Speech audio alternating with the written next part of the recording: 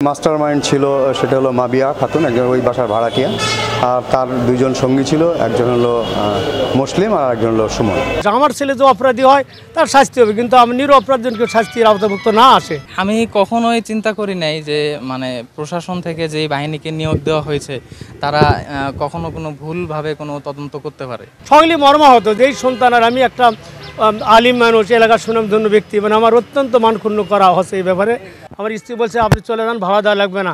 সে বলছে যে আপনি কি বলেন, জোরকে বের করে দিতে পারবেন, খারাপের কি দেখেছেন, এ ধরনের কথা সে বলেছে। আর এই জবানবন্দিটা আমার এখনো দেখা হয়নি, সে কি দিয়েছে এটা দেখার পরে জানতে পারবো। ঘটনা 2 দিন আগেও বলেছে যে তুমি হয়তো বুঝতেছো লোক বের করে দেওয়া লাগবে, ওই যে অঘটন ঘটাতে পারে, এ কথা আমাকে সে বলছিল আর কি। তো হঠাৎ করে যখন আমরা এই নিউজটা পাইছি আমরা অনেকটাই শক ছিলাম, এবং আমি পার্সোনালি কখনোই বিশ্বাস করতে চাইছিলাম না, কারণ আমি আমার ছোট ভাইকে চিনি, তাকে আমার হাতে সে বড় হয়েছে বলা যায়।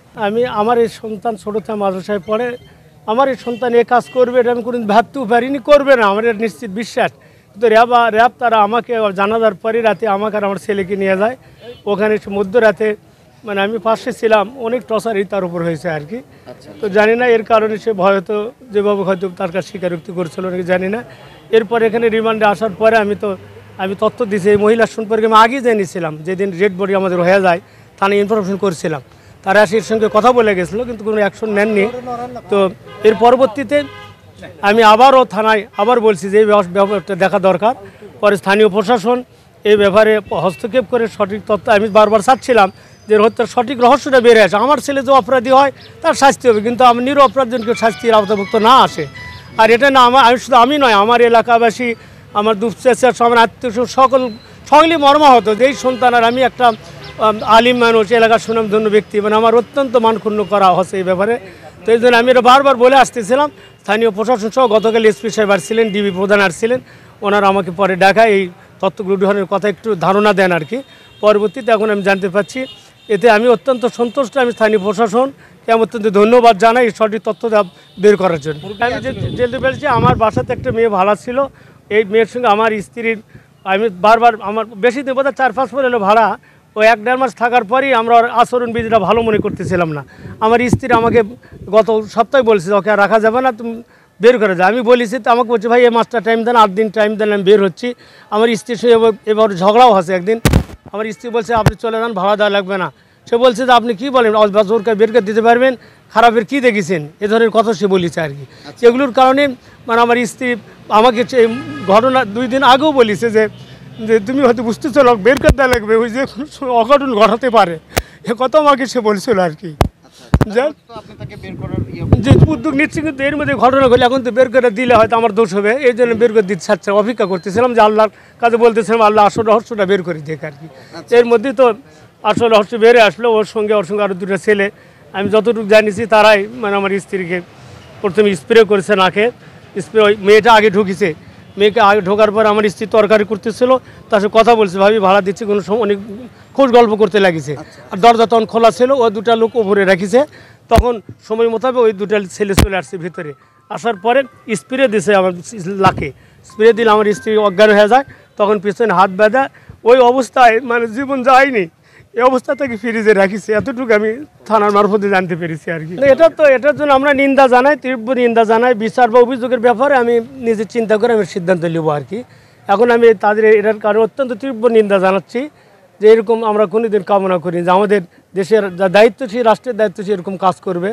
আমি তীব্র নিন্দা ক্ষোভ জানাচ্ছি এবং এ ব্যাপারে ব্যবস্থা নেব কিনা এটা অবশ্য আমার 2জন মুরব্বী আছে, আমরা পরামর্শ করে, আইনকুল পরামর্শ করে আমরা চিন্তা ভাবনা করব। আমি কখনোই চিন্তা করি নাই যে প্রশাসন থেকে যে বাহিনীকে নিয়োগ দেওয়া হয়েছে তারা কখনো কোনো ভুলভাবে কোনো তদন্ত করতে পারে।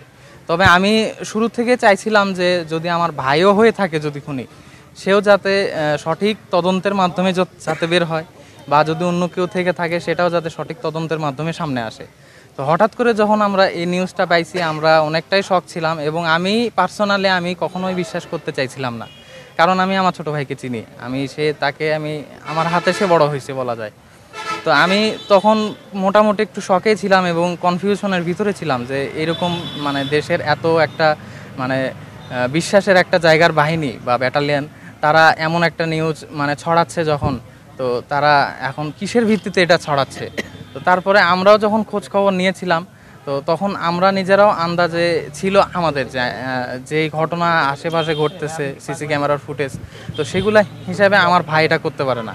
তখন থেকে আমি নিজে আমার পরিবারকে চেষ্টা করেছি আশ্বস্ত রাখার জন্যে যে অপেক্ষা করেন, বা যতজনই আমাকে নক দিয়েছে বা ফোন দিয়েছে আমি সবাইকেই বলেছি যে একটু ধৈর্য ধরে অপেক্ষা করেন। আমি নিজেও ধৈর্য ধরে আছি, কারণ সব কিছু প্রমাণ তো সামনে অবশ্যই আসবে, সত্য কখনো চাপা থাকে না।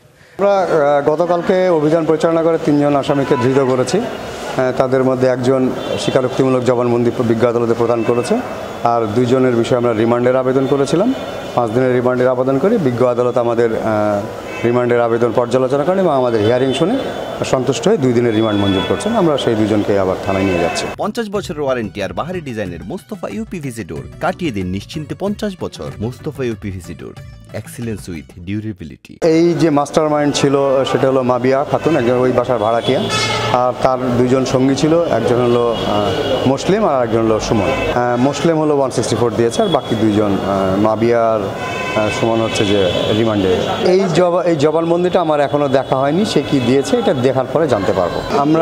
আমরা প্রথম থেকেই তদন্ত করতেছিলাম। প্রথম তদন্তে আমরা যখন সাতকে সাবজেক্ট মনে হয়েছে তখন আমরা তার কলেজে যাই। কলেজে যেয়ে তার টোটাল ভিডিও ফুটেজটা আমরা নিই এবং ওই টিচারদের সাথে কথা বলি। প্রত্যেকটা টিচারই বলে যে না, আমার ক্লাসে উপস্থিত ছিল। আর ওর যে ভিডিও ফুটেজ সকাল 8টা থেকে দুপুর 2টা পর্যন্ত, 8:30টায় ক্লাস শুরু হয়, 1:10-এ শেষ হয়। এই পুরো 8 ঘন্টা 2টা ক্যামেরা 16 ঘন্টা ভিডিও ফুটেজ পর্যালোচনা করে দেখি যে সে যথাসময়ে সেই তার ক্যাম্পাসে প্রবেশ করছে এবং যথাসময়ে সে বের হয়ে যাচ্ছে। এবং প্রত্যেকটা ক্লাসের টিচার বলছে যে না, তারা উপস্থিত ছিল। ভিকটিমের 2টা মোবাইল উদ্ধার হয়েছে, আর ওই বাসায় যে রাউটার খোয়া গেছিলো রাউটার উদ্ধার হয়েছে। আর ওই বাসায় তারা তালা দিয়ে পালিয়ে গেছিলো, চাবিটা নিয়ে গেছে, সেই চাবিটা মাবিয়ার বাসা থেকে উদ্ধার হয়েছে। পাশাপাশি যেই ভ্যানে করে তারা এই ঘটনাটা ঘটিয়ে চলে গেছে সেই ভ্যানটাও সুমনের বাসা থেকে উদ্ধার হয়েছে।